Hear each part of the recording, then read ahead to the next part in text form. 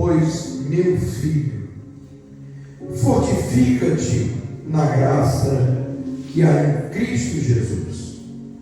Muitas vezes nós acordamos, tomamos nosso café, cafezinho com leite, tomamos ali, comemos o nosso pão, comemos o nosso alimento matinal e nos fortificamos e saímos para trabalhar fortes, porque comemos aquele alimento.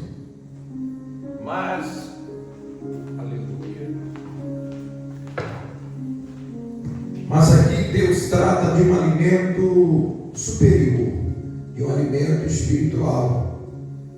E através do apóstolo Paulo, aqui a Timóteo, ele sente que Timóteo, dirigindo a igreja, as lutas que tem, a dificuldade que ele manda aquela carta, e não só para Timóteo, mas para que Timóteo divulgue, porque ele sente que a igreja está precisando de um alimento espiritual. As pessoas estão precisando de um alimento espiritual para que continue de pé, para que continue as suas vidas. E ele diz, pelo Espírito Santo: tu, pois, meu filho, fortifica-te na graça que há em Cristo Jesus. Você já comeu alimento, já se fortificou? Você já riu, já brincou, já trabalhou? Você já se fortificou, já se exercitou? Talvez foi para uma academia, mas Deus está dizendo: fortifica-te também na graça que há em Cristo Jesus, buscando as coisas de Deus, ainda que seja ouvindo, porque gera a fé. A fé vem pelo ouvir e ouvir a palavra de Deus. E ele trata isso dizendo: tu, meu filho. Ele é chamado de filho. Nós sabemos que era filho na fé do apóstolo Paulo, mas essa carta, ela é trazida à igreja do Senhor Jesus, e a recomendação é que nós nos fortalecemos, porque muitas vezes estamos enfraquecidos espiritualmente e precisamos de força espiritual para continuarmos o caminho, a caminhada. Não é difícil você ver por aí muitas vezes alguém ficando pelo caminho. Essa pessoa precisa de quê? De força. Mas força o que? Física?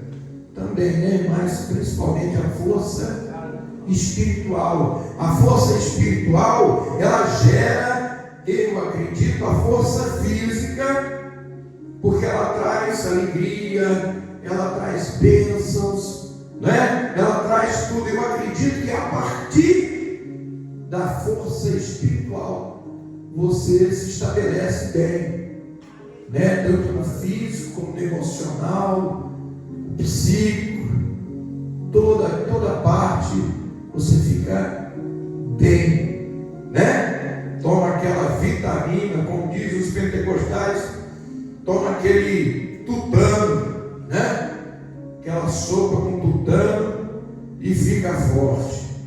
Então ele chama de filho. Ele está cuidando de quem?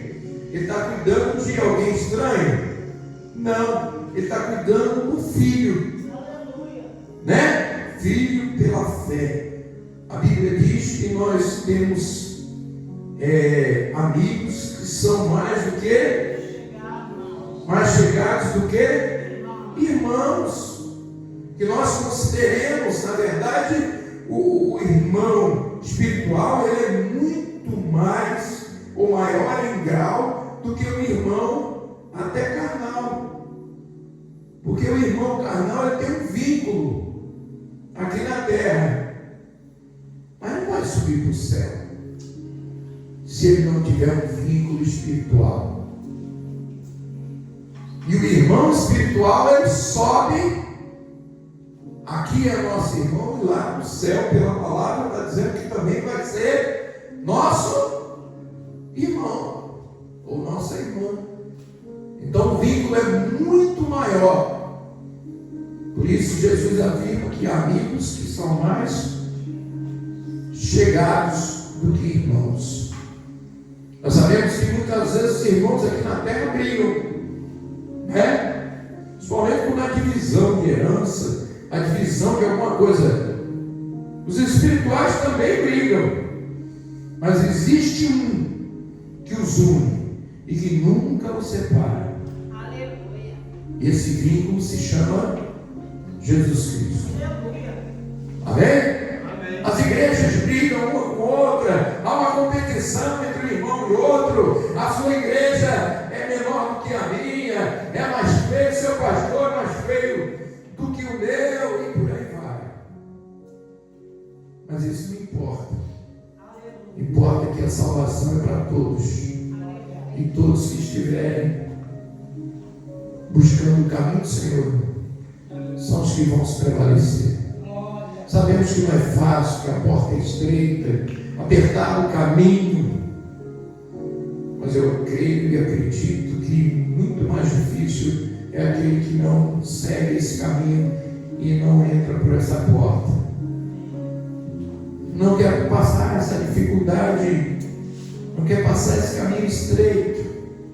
E aí ele continua, ele diz: e o que de mim, entre muitas testemunhas ouviste, confiam a homens fiéis que sejam idôneos para que também ensinarem aos outros.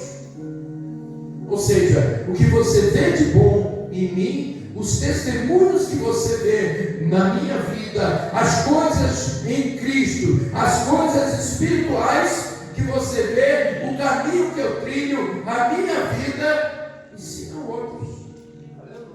Mas ensina a pessoas honestas, idôneas, pessoas sinceras, que realmente temem ao Senhor. E que é manifesta agora pela aparição de nosso Salvador, Jesus Cristo, o qual aboliu a morte e trouxe à luz a vida e a incorrupção pelo Evangelho. Jesus, todos sabemos que ele ressuscitou, e ele trouxe com a ressurreição dele a incorruptibilidade, que quer dizer que o Espírito nunca termina. Não é uma força, não é algo, por exemplo, que enferruja. Nós sabemos que se colocarmos um ferro em determinados lugares, com o tempo ele se deteriora. A Bíblia mesmo afirma que tudo passará nessa vida, menos a palavra de ela é eterna. Céus e terra passarão, menos a minha palavra. E a palavra é interessantíssima, porque ele fala agora aqui, essa palavra é lançada. E para onde foi? A Bíblia diz que ela dá a entender que ela nunca passará. Então eu acredito que essa palavra é lançada no universo de Deus, e ela habita no espaço para aquele dia. Ele diz que nenhuma palavra se perderá. E sobre a palavra dele, ele diz que nem um tio, nem um ai se perderá. Então ela é guardada, eu creio, no universo dos mistérios de Deus. Mas ele continua dizendo que sofre, pois, comigo as aflições como um bom soldado de Jesus Cristo. E aí essa recomendação complica. Ele está dizendo para Timóteo não vai ser moleza não. Você carregar essa igreja, você dar exemplo, você ter forças e encontrar força para passar pelas aflições, pelas enfermidades, pelas dificuldades, pelos apertos de todo lado. A sua vida não vai ser mole não, Timóteo.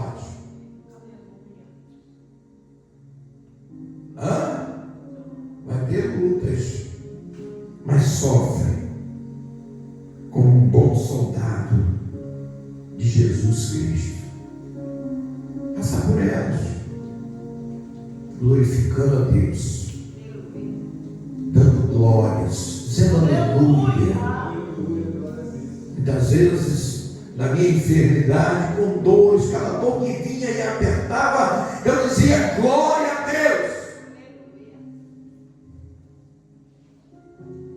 Talvez a minha alma, o meu homem, quisesse dizer outra coisa, quisesse reclamar, quisesse lamentar, mas eu estava visitando a enferma e dizendo para ela algumas palavras consoladoras da Bíblia, e dizendo: minha filha, quando você estiver com dor, já era uma senhora com bastante dor, eu já fiz isso.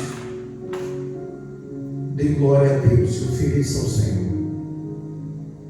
Quando você encontrar mais assim um momento de alívio, só dor, sabe, irmão? Quando a gente está com uma dor no meio ciático, nenhuma posição é boa. Quando você está na crise mesmo, você tenta ficar de lado, você tenta ficar de costas, você tenta andar, você tenta descansar, você tenta de tudo e você não encontra. E houve um dia em que eu estava nessa posição. Eu estava de pé, tentando andar, uma crise muito grande ciática, e aí eu caminhava, e como eu não via mais remédios, já tinha tomado bastante remédios, e não via alívio da dor, eu dizia glória a Deus, aleluia. E eu digo para você, na dor, vou dizer pela fé, eu não enfrentei essa dor, acredito que não, mais profunda que seja ela física, espiritual, seja ela de que forma for, que você e eu estivermos sentindo, irmão, Deus está nessa dor. Quando eu vi que não tinha mais remédio, nada mais adiantava, eu disse: Senhor, eu comecei a dizer, a adorar, a dizer glória a Deus, glória a Deus. Quando na verdade a minha carne queria era reclamar, parar e lamentar, dizer porque eu estou assim, ou assado, e de uma forma ou de outra, mas na verdade, eu, diante daquela dor, eu encontrei Jesus. Naquela dor, eu encontrei Deus ali. Para você que está enfermo, para você que está passando alguma dificuldade, eu quero dizer para você, de modo nenhum Jesus se afastou. Jesus está nessa tempestade, talvez andando, você não está vendo Ele. Você pode dizer: onde está Jesus? É a pergunta mais feita quando a gente precisa, e quando a gente está sentindo dores, está passando dificuldades. Aonde Deus está? Mas eu quero dizer para você, com certeza, que Ele está aí, dentro de você. Eu não sei em que lugar, mas eu dei glória a Deus, glória a Deus, glória. Eu já tinha tomado tudo que era remédio e a dor não passava. E eu vi o médico dizendo: você não pode ficar parado, você tem que andar. Mas como andar se você está com uma dor que encolhe o teu nervo, que a sua panturrilha parece que vai explodir, parece que é um fluxo sanguíneo que vai estourar a sua panturrilha. É uma sensação horrível de dor. E você toma um remédio, toma outro, toma dois, toma três, toma injeção, toma isso, e é apenas um paliativo por alguns momentos, mas depois aquela dor dorme. E a minha ação foi clamar a Deus, dar glória, e depois dizer: Senhor, me cura, porque não tem remédio que me cure. Alguém aqui já tomou, já ficou doente, já tomou algum remédio aqui que não adiantou nada?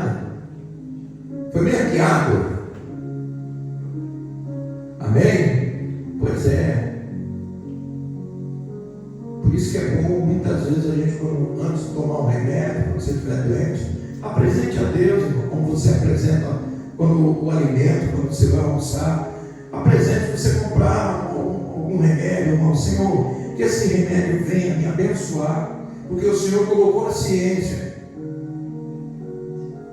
Que essa coisa que eu comprei, seja lá o que for, não precisa ser um remédio, pode ser outras coisas, venha me abençoar. Você que é agricultor, que essa semente venha dar o seu fruto.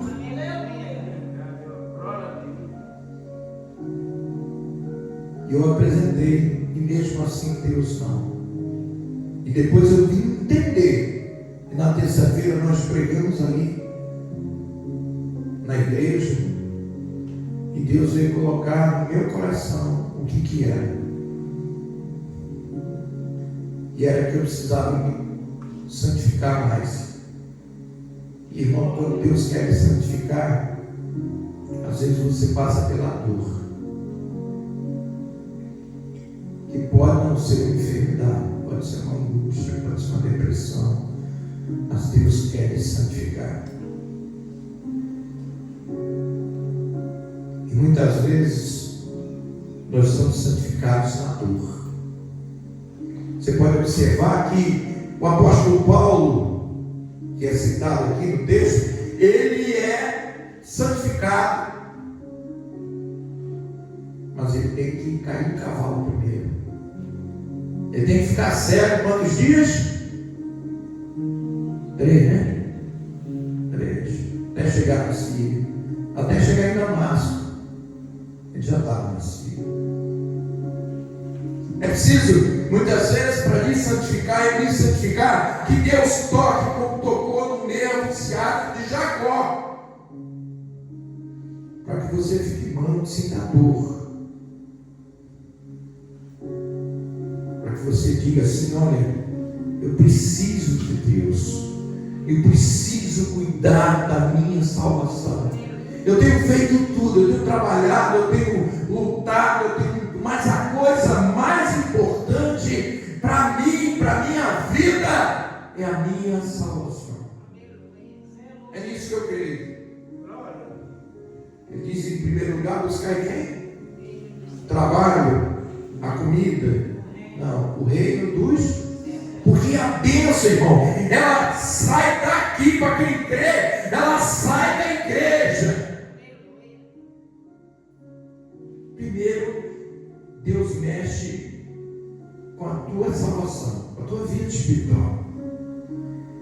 E aí você sai daqui e vai lutar, regenerado, com energia, com a capacidade que Deus dá a cada um aqui para passar as lutas e continuar adorando Ele e continuar louvando ao Senhor. Então Ele diz: sofre,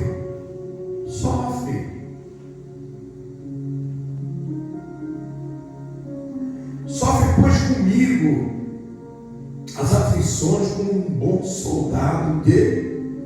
Não é reclamando não, é lutando, passando essas provas e essas coisas, mas não faltei no culto. E um dia que eu estava tão quentinho assim em cima, e alguém ligou para mim e disse: olha, hoje é dia de monte e está na hora. Larguei aquele cobertor, montei na moto, botei uma roupa de frio, parti para orar para aquele monte e foi uma bênção. Mesmo com dor. Eu creio que eu tenho um compromisso com Deus. Você tem um compromisso com Deus. A nossa salvação que nós estamos buscando não é em vão. Então nós temos que lutar, irmão. A Bíblia diz que o reino dos céus é conquistado o quê? A força. Você está pensando que a Bíblia está brincando com isso? É literalmente a força. Então eu tenho que fazer a minha força. Se a doença não me matou, irmão, porque Deus está me tratando, está te tratando, te tornando mais santo. Porque Deus não começa, e eu vejo isso, esse quadro, que Deus não começa com a enfermidade, não. Deus começa avisando, Deus começa falando, Deus começa você ouvindo, pregando, cantando, E daqui e dali, Deus está falando contigo, Deus está falando comigo, Deus está falando, Deus está mandando mensagem, Deus está mandando mensagem. Mas chega uma hora que você não escuta, nem eu escuto, e aí Deus vai lá e toca no mesmo Siaco de Jacó. Por quê, pastor? Para machucar, para matar? Não. Porque Ele quer você santo, Ele quer eu santo, para que a gente deixe de ser Jacó e vire Israel, povo da promessa, povo de Deus. Ele quer que você vire Israel. Deixe de ser usurpador, enganador. Deixe aquelas coisas que são reprováveis e agora viva a vida em novidade, a vida santa, a vida com Deus. Porque mesmo você e eu sendo Jacó, nós já temíamos a Deus, porque Deus já estava em nós. Mas muito mais agora, Ele nos purifica para nos tornarmos o Israel de Deus, aquilo que Ele quer. E às vezes Ele tem que tocar no nervo da coxa, na vista, nos olhos. Não é que você vai ficar cego. Paulo não ficou cego eternamente, foi só uma experiência para que ele orasse, para que ele visse que tem uma força além de tudo aquilo que ele conhece, além de tudo aquilo que ele confia. Porque se não fosse assim, Paulo não se convertia, amém? Nem eu nem você. Então teve que passar uma dificuldade. Mas Deus estava lá o tempo todo. Deus está em mim, Deus está na sua vida e na minha vida. Não importa se a gente está com dor ou sem dor. Que bom que seja sem dor. Mas se for com dor, você pode tomar até aquela injeção. Não, daquilo. Não, tem uma que é bem forte. Está com dor. Morfina. Eu já tomei morfina. Esse dedo aqui. Tal era a dor que eu tive. Mas Deus estava lá. Deus estava no meio da dor. Deus está no meio da sua e da minha dor. Sofre, pois, comigo as aflições como um bom soldado do Senhor Jesus Cristo. E aí ele diz: ninguém que milita, ou seja, que trabalha, que luta, se embaraça com negócios desta vida, a fim de agradar aquele que o alistou para a guerra. E se alguém também milita, não é coroado, se não militar legitimamente. Ou seja, militar, sofrer, ser afligido, mas sempre dando exemplo e testemunho. Paulo estava na cadeia, mas todo mundo sabia que Paulo era crente. Ele não saiu do caminho do Senhor. Ele estava sofrendo, estava preso, mas ele era crente. Ele estava sofrendo, passando as aflições, mas ele está dizendo aqui para Timóteo: Timóteo, filho meu, milita, trabalha, continua, mesmo nas aflições, como um bom soldado em Cristo. Sofre, tem que sofrer, sofre. Deus vai te tirar desse sofrimento, Deus vai te tirar dessa aflição. Milita como um bom soldado em Cristo. Senão você não recebe a coroa da vida, se você não militar com o crente. É por isso que muitas vezes o crente sofre. Mas por que o crente sofre, irmão? O o crente sofre, o mundo sofre por questões carnais, por diversas, em situações. Mas o povo de Deus sofre, primeiro porque Deus não é injusto. Não seria justo, amém, irmão? Dar sofrimento para o povo que é do mundo e não dar um sofrimento para o povo que é daqui. A Bíblia diz que a justiça vai começar, o reino de Deus e o juízo vai começar primeiro pela casa de Deus. Então é necessário que haja sofrimento lá sim, pela carne, pelas situações e os interesses, mas eles podem também vir para cá e militar a boa milícia em Cristo Jesus, como um bom soldado de Cristo, como nós. Agora os sofrimentos lá não vão ser mais sem causa, não vai ser vão, porque muitas vezes muitos estão sofrendo lá para que se convertam. É o interesse de Deus, não que Ele faça, mas que nós buscamos quando estamos fora, é passar o sofrimento para que nos convertamos a Deus. E aqui, muitas vezes, é para nos santificarmos a Deus, para irmos morar com Ele. Por isso que aquelas prudentes tinham azeite, tinham credibilidade para subir os céus. E quando o noivo veio, elas 5 subiram. E ele continua, para a gente terminar, ele diz aqui: o lavrador que trabalha deve ser o primeiro a gozar dos frutos. Considera o que digo, porque o Senhor te dará entendimento. Lembra-te de que Jesus Cristo, que é da descendência de Davi, ressuscitou dos mortos, segundo o meu evangelho, pelo que sofro trabalhos, até prisões, como um malfeitor. Mas a palavra de Deus não está presa. O apóstolo Paulo está dizendo: olha, eu sofro até prisões, eu sofro como um malfeitor. Falam mal de mim, dizem mal de mim, mas eu não sou. Mas eu estou aqui sofrendo por Cristo, pelo Evangelho, buscando a coroa da vida, a salvação do Senhor Jesus. Portanto, tudo sofro por amor dos escolhidos, para que também eles alcancem a salvação que está em Cristo Jesus, com glória eterna. Nós sabemos que vão morrer, uma hora vão morrer, né?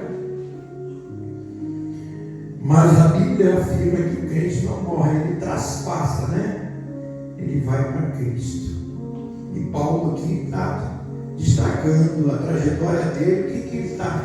Qual é o objetivo de vida que ele tem? É chegar aonde? No céu e morar no reino de Deus.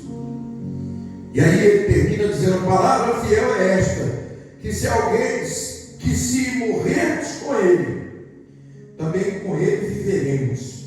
Se sofrermos, também com Ele reinaremos. Se o negarmos, também Ele nos negará. A gente precisa prestar atenção nisso. Se formos infiéis, Ele permanece fiel, porque Ele não pode negar-se a si mesmo. A sua palavra é uma, está escrito, não pode voltar atrás.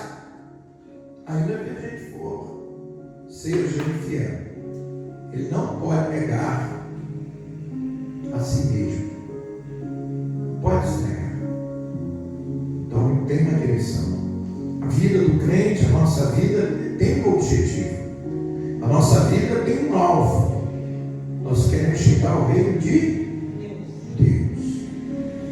Que Deus te abençoe nessa noite. Que Deus, que o Espírito Santo fale mais no seu coração, em nome do Senhor Jesus. Amém? Oremos ao Senhor, Pai Santo, em nome do Senhor Jesus Cristo. Que o Senhor possa falar mais aos corações, meu Pai. Obrigado por esta noite, obrigado por cada um, meu Pai, que ouve essa palavra dada pelo Senhor, meu Pai. O Senhor é fiel, o Senhor é tremendo. Sabemos que o Senhor está nessa aflição que os seus filhos estão passando, nessa luta.